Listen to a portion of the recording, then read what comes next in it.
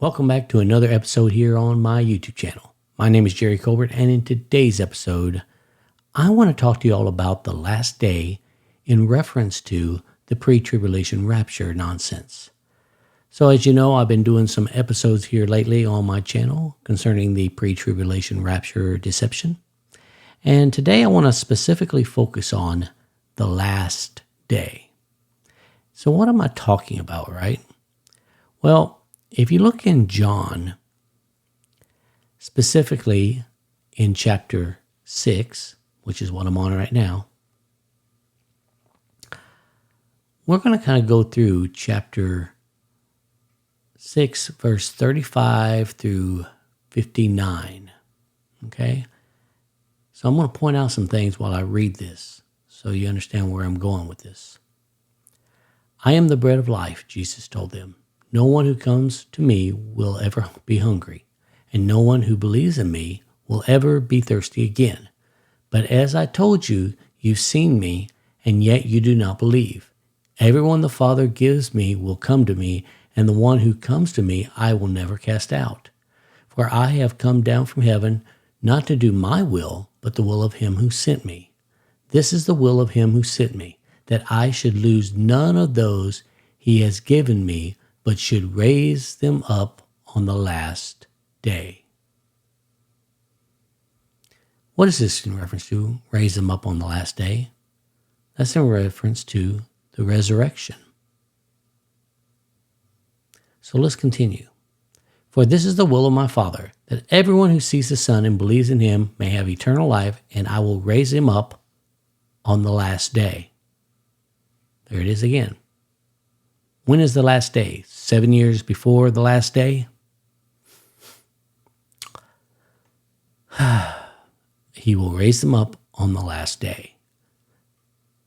Therefore the Jews started complaining about him because he said, I am the bread that came down from heaven. They were saying, isn't this Jesus, the son of Joseph, whose father and mother we know? How can he now say, I have come down from heaven? Jesus answered them, stop complaining amongst yourselves. No one can come to me unless the Father who sent me draws him. And I will raise him up on the last day. Raise him up again on the last day. There's that resurrection again. It is written in the prophets, and they will all be taught by God. Everyone who has listened to and learned from the Father comes to me. Not that anyone has seen the Father except the one who is from God. He has seen the Father.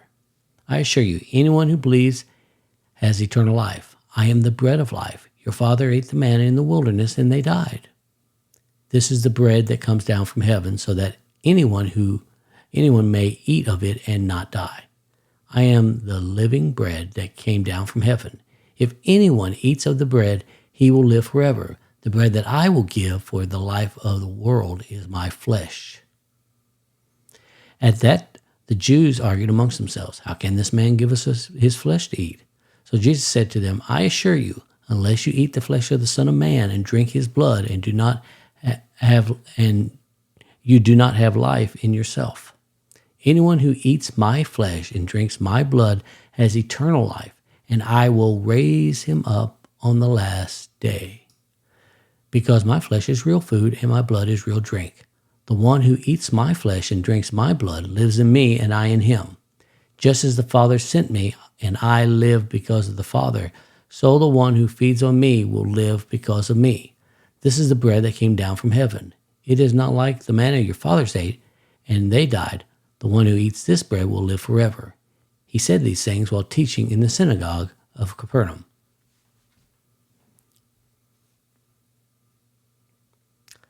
So what am I getting at?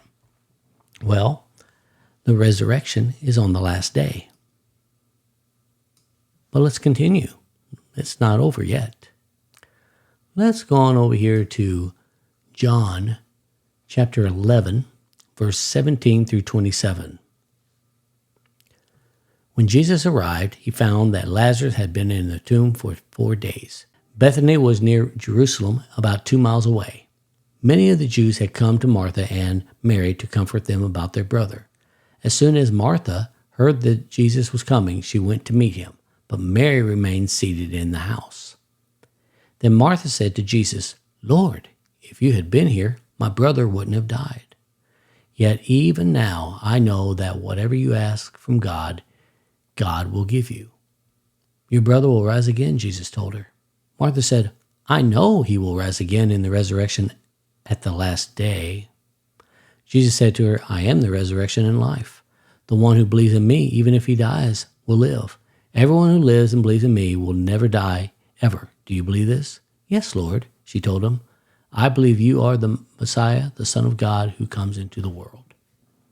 So, what was my point here? Well, Martha said, I know he will rise again in the resurrection at the last day.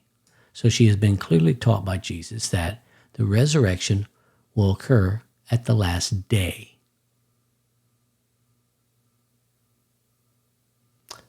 Oh, but let's just continue here, shall we? Let's go to John chapter 12, verses 44 through 50. Then Jesus cried out, the one who believes in me, believe not in me, but in him who sent me. And the one who sees me sees him who sent me. I have come as a light into the world so that everyone who believes in me would not remain in darkness. If anyone hears my words and doesn't keep them, I do not judge him, for I did not come to the world to judge, but to save the world. The one who rejects me and doesn't accept my sayings has this as his judge. The word I have spoken will judge him on the last day. For I have spoken on my own, but the Father himself who sent me has given me a command as to what I should say and what I should speak. I know that his command is eternal life, so the things that I speak just as the Father has told me.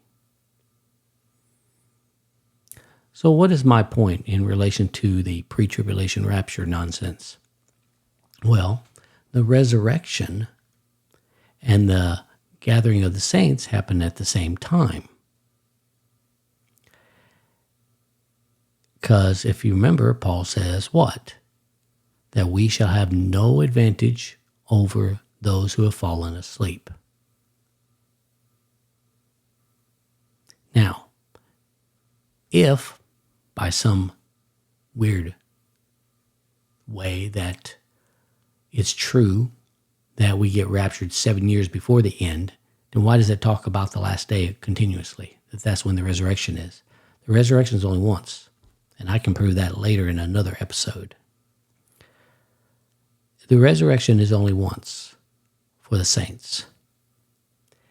And we can't have a resurrection 7 years prior and then another resurrection at the end. And really, what would be the point of that? I mean, seriously, why does the church get to escape it? So my point is that we're going to have to go through these tribulations. This is the reason why Jesus gives all this warning, and he's telling us, hey, just to let you know, these things are going to occur. And I'm giving you this warning so you are aware of it ahead of time. And I know a lot of people want to say, well, that he was just speaking to the Jews. Well, you know, the fact of the matter is that, yeah, he's speaking to the Jews and us, for we are all grafted into the same tree, the same branch. And the thing of it is we have to take the whole Bible into context and not just certain areas where we want to believe, so we don't have to feel like we're going to endure hardship, because we're going to. And those who are alive during the time of the Great Tribulation isn't something you should be ashamed of or something that you should be scared of, but rather it should be something you should be excited about, because our redemption will draw near. Anyways, that's all I really got for today's episode.